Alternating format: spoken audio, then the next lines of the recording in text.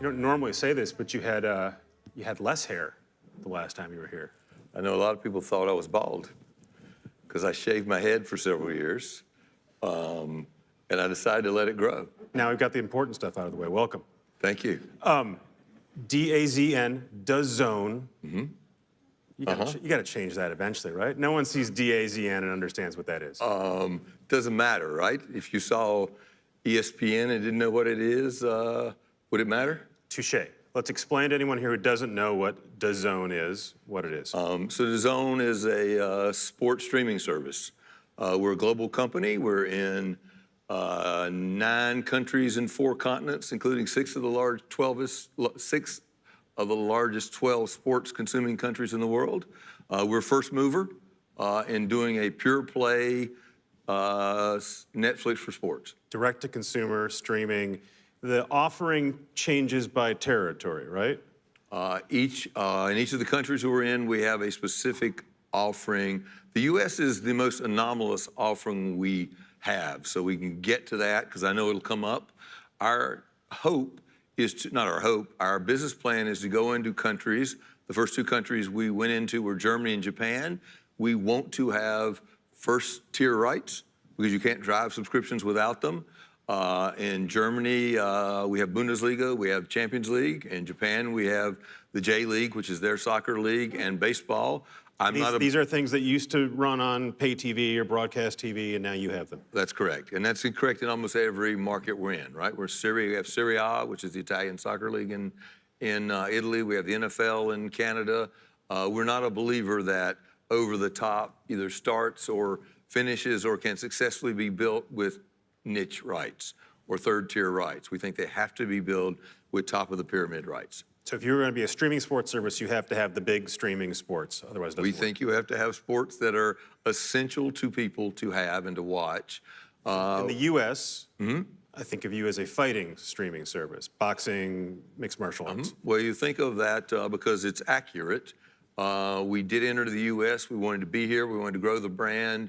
We wanted to have credibility so that the next rounds of sports rights, we could be at the table. And the opportunity was boxing. It also was strategic because boxing, people are used to paying for, $80 for a pay-per-view fight. We went out, speaking of first tier, we went out and got the most important boxer in the world, the best boxer in the world also, in Saul Alvarez, better known as Canelo. And again, it's proved the theory because we've used 3 Canelo fights to drive the overwhelming preponderance of the subs we have. So people are signing up in the U.S. because they want to watch Canelo fight. And then do they churn out right away, or do you keep them for a year? Look, in a sports streaming service, you got to think about 3 things, right? You got to think about what is it that you have that will get people to actually get their credit card and pay. You got to think about what is the content you have that means you'll retain them, they won't churn, and you got to think about how much ARPU you drive a month, and you got to figure out if you have a strategy to grow that. In the U.S., as an anomalous market, we have learned the lesson of churn and are trying to address it. We've had 3 Canelo fights, and you can kind of see the evolution of our business with those 3 fights. The first fight, we did what everybody does on streaming services, and we gave it away for a certain period of time free, and if you decide to stay, you paid $9.98. So watch the fight for free. Normally you pay $100. Normally pay $100. Watch this for free, and then you're hoping they stick around and you have their credit card. We got a large volume of people. We had to give us our credit card to watch it free. Right. But then we don't hit it for a month. Right, and you're hoping they stick around. And by the way, we learned that hope is not a good strategy because they watch the fight for free. And they canceled in fairly large numbers. Consumers are rational. We do not want to get billed for this. We thank you for the free fight. So that was in December of 2018. Fast forward to May of 2019. If you wanted to watch the next Canelo fight, it cost you $20. Still a great bargain, right? If you were paying $85 to watch a Canelo fight, you're now getting it for free for $20.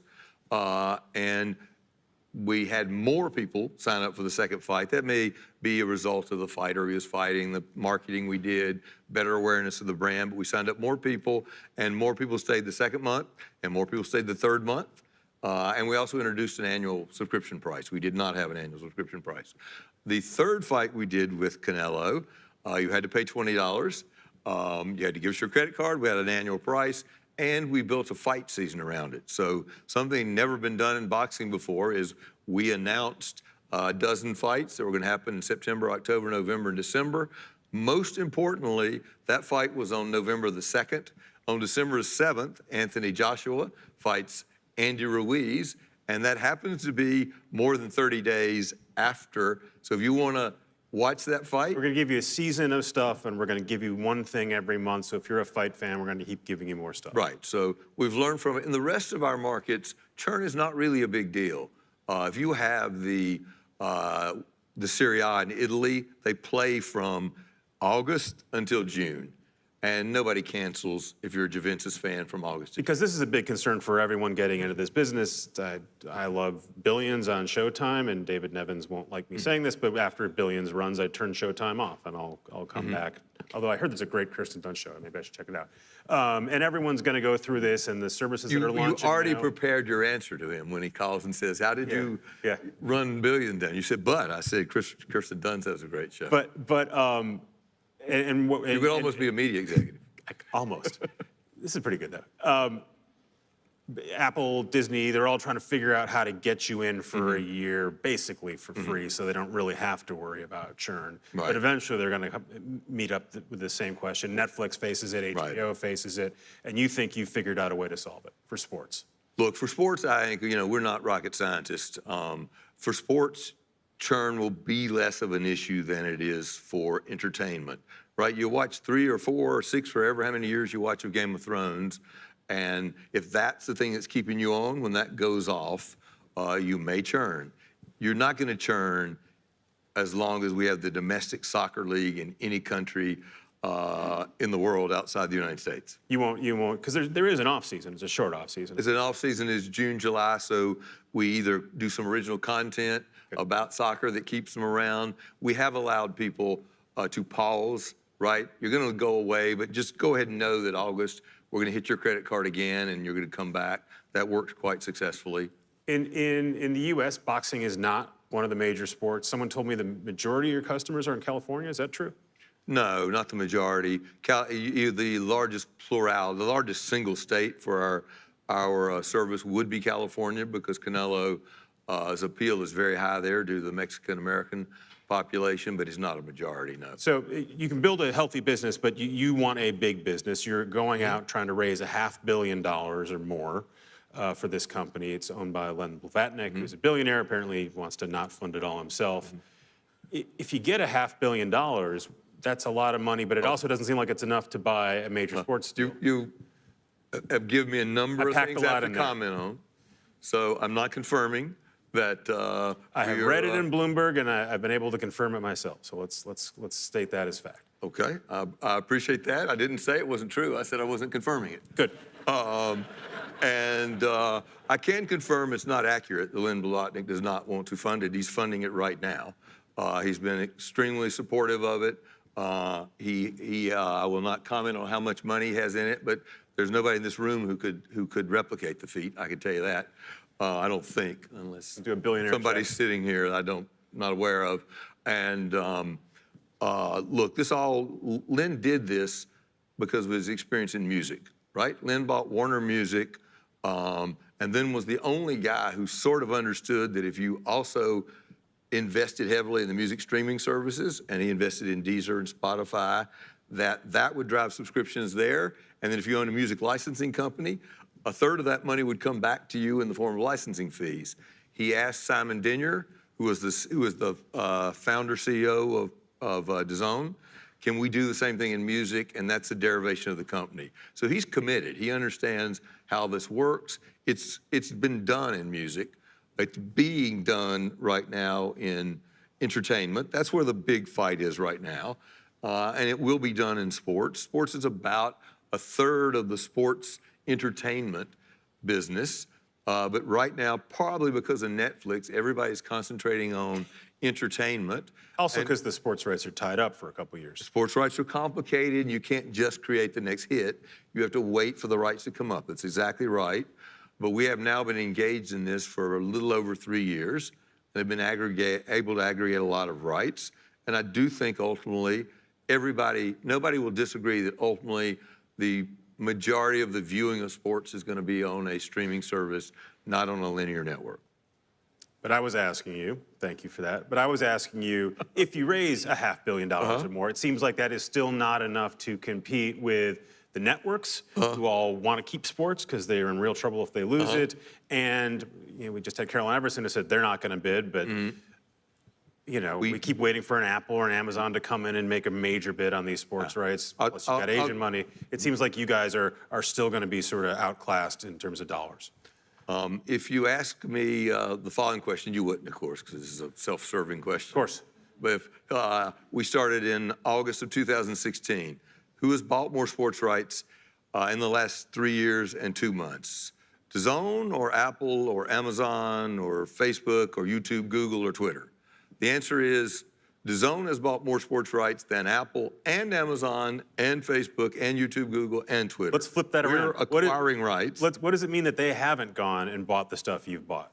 Look, we're a maniacally focused company doing one thing. We're building a technological platform, we're acquiring rights, we're selling them to consumers. That's what we do. We don't have any other things we have to worry about Tuesday and Thursday. We worry about this Monday, Tuesday, Wednesday, Thursday, and Friday. They have complex companies. It means it's not their core business, and they've been focusing on their core business. And do I worry that someday that Apple will look up and decide we need to own sports? I think about it, and I respect the resources they have, but we have a nice first mover advantage. We've acquired more rights than anybody with whatever money can acquire next year, because as you point out, they come up sequentially over years. We have a platform. That Sunday ticket deal is the one thing that might be available, right? I was public, and it was self-serving too, that we are interested in the NFL because you can build a new platform in this country on the NFL. We're in business with the NFL. We have their rights in 6 of our 9 countries, and they explored with their current partner, AT&T, whether or not they would sell a over-the-top package, and we were interested in that. We told them we were interested, and we told them we'd be interested anytime it comes up. And is that solved one way or the other? John wasn't forthcoming about that. Is that deal still available? No. Thank you very much. That was the most efficient use of time I've had yet. We're doing pretty good. We're doing great. When you were at ESPN, I think you had at peak 104 million subs, something like that, something in the 100 range? We never had 104 million subs. I think there were 104 million subs in the universe, and I think ESPN at its peak at 100 or 101. Okay, very close to that. Now down to 82, I think. I'm not familiar with how many subs they have. We're going to stipulate that I'm right for this. Okay. One. Did you imagine that number would fall that low? Yes.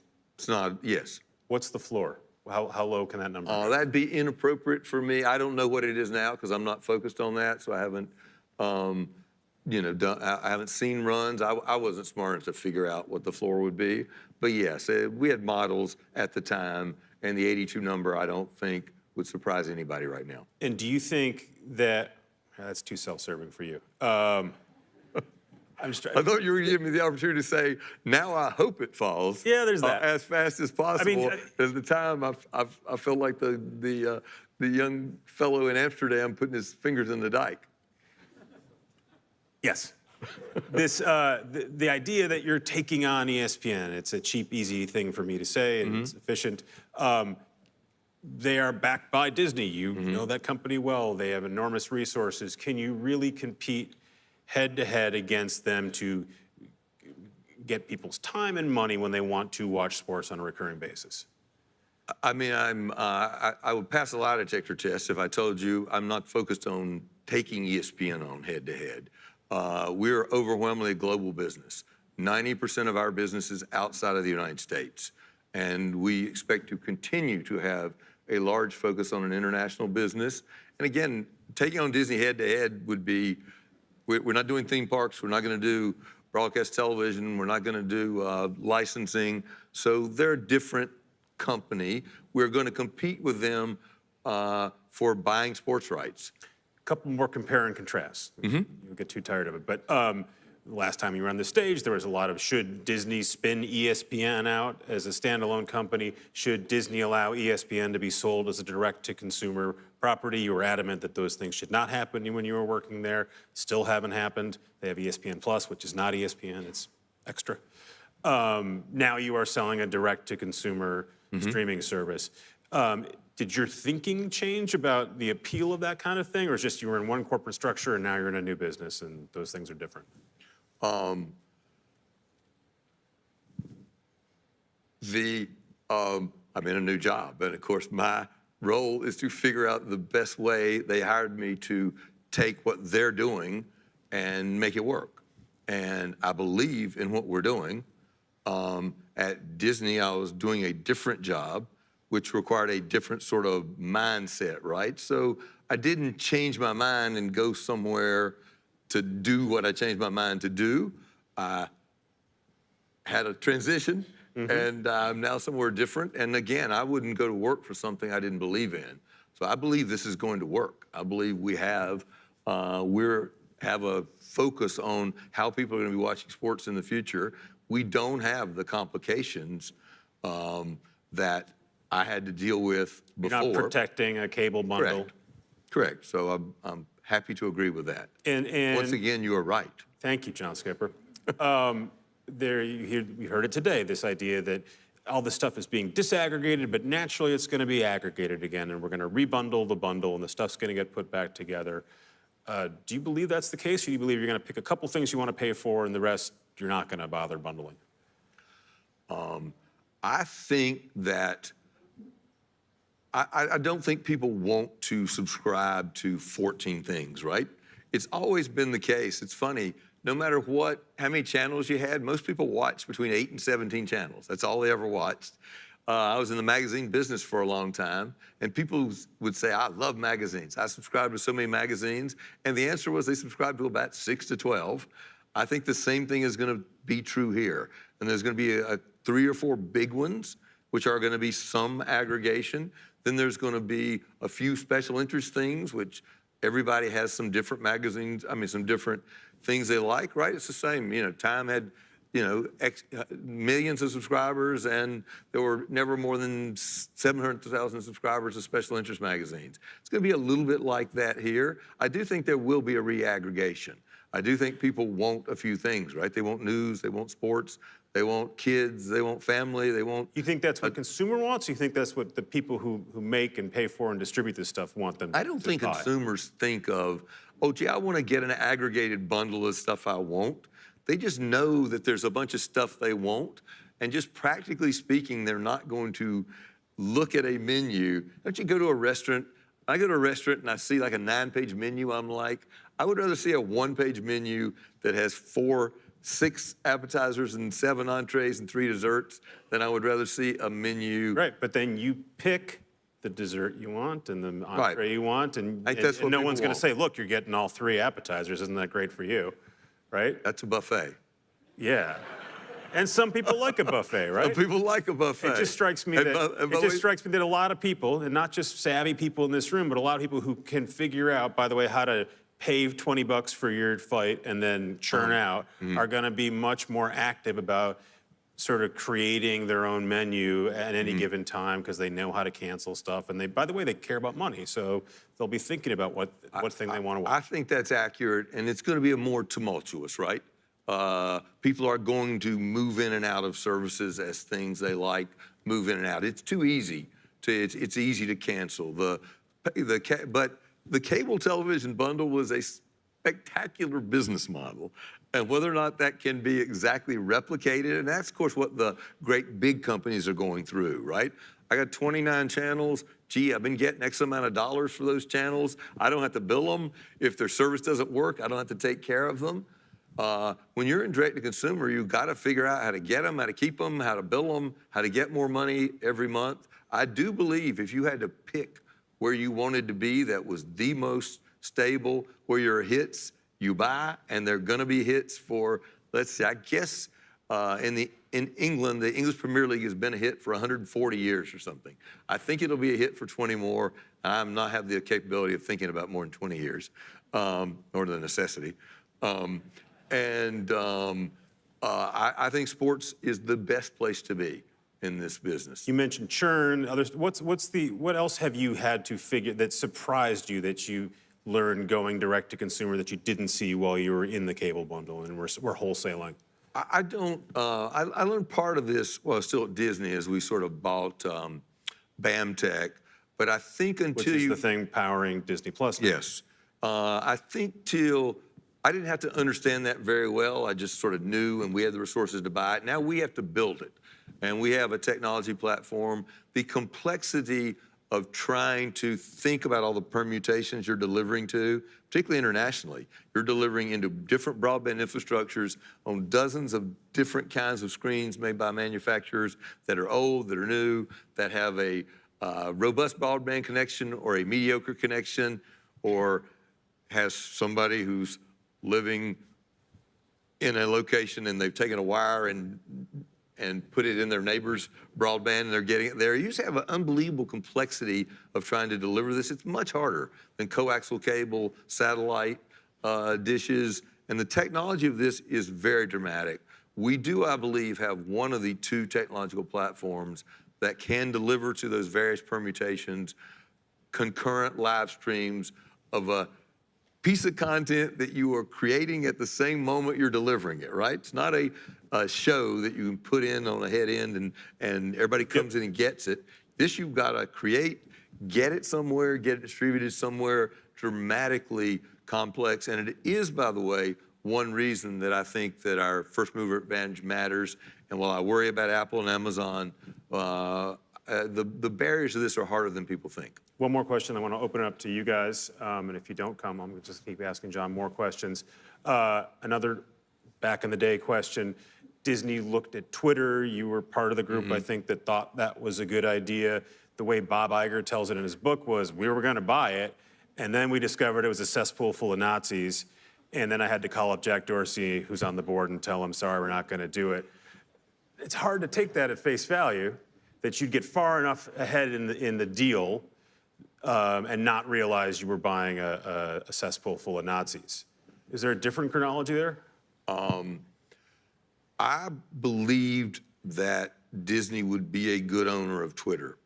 And I believe that Twitter needed to not be quite so diffuse, right? I thought you, as a sports fan, I had to follow different people. They can't really help you sort of do that. They don't do much curation.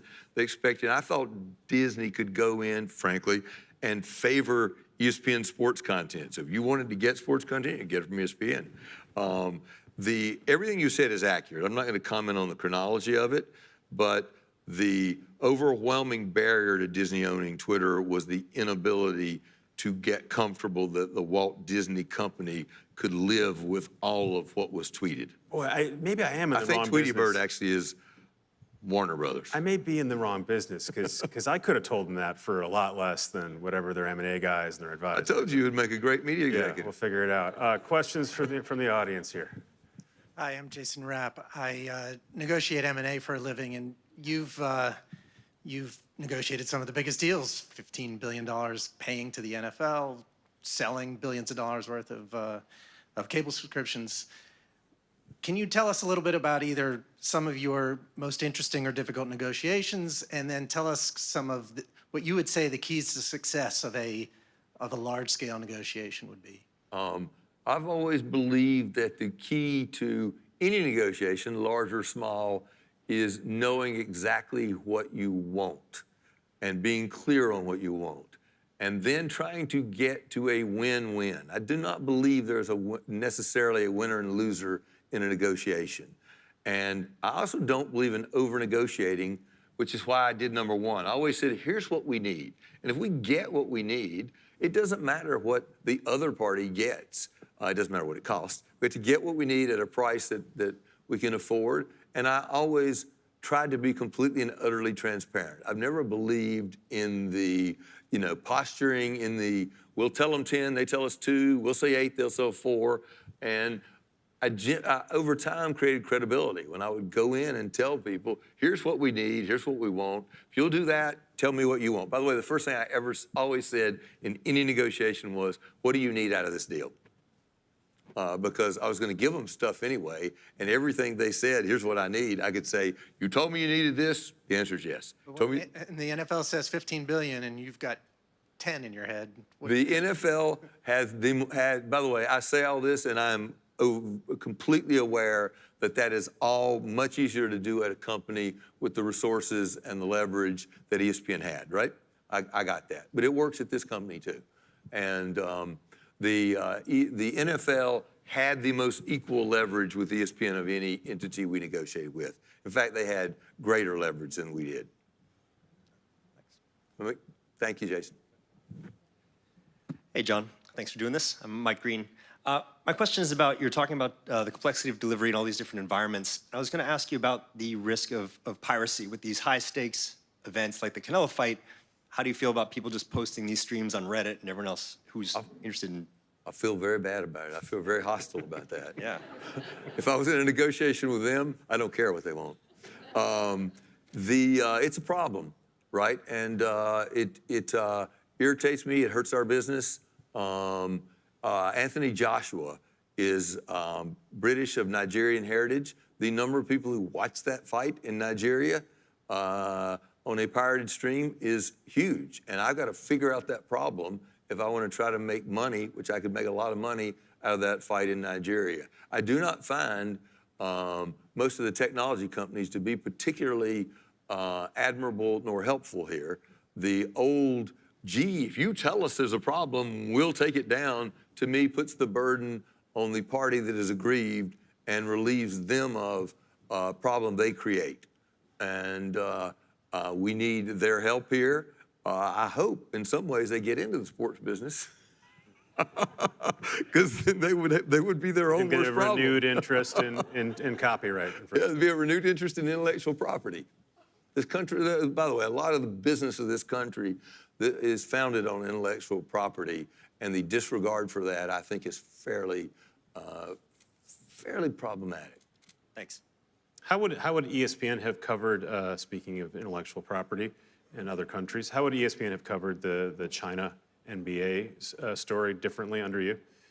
I just don't believe there's any elegant way for me to comment on a company I'm no longer employed at as to how I would have done it. We're going to go out on that one? Yes, sir. Okay, deal. Thank you, John. Appreciate it. Thank you. Thank you, Peter. Thank you.